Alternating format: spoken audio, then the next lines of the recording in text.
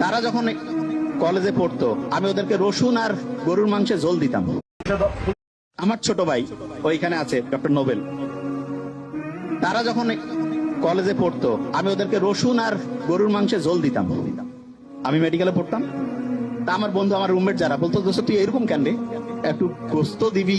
আমি বলছি না, এখন গোস্ত খাইলে ভবিষ্যতে গোস্তের কি আকর্ষণ সেটা থাকবে না। এই জন্য অনেকে আছে না, সন্তানকে সবকিছু দিয়ে দেয়। মোটেই না। আপনার যা কিছু আছে ওইটা যদি সন্তান বুঝে যে ওইটা ওর, আপনার সন্তান ধ্বংস হওয়ার সম্ভাবনা 99%। এই জন্য সন্তানকে কষ্ট করাইতে শিখবেন, এবং এটা ম্যান্ডেটরি। এবং তাকে বুঝাতে হবে যে বাবা তুমি যেই ফ্যাসিলিটি পাচ্ছ এটা হচ্ছে এক্সট্রা, তোমাকে নিজে সবকিছু করে সামনে তোমার হিসাব, তোমার আমল তোমার হবে। আমার এখানে যেটা আছে এটা যে তুমি পাচ্ছ এটা তোমার এক্সট্রা দিচ্ছি তোমাকে।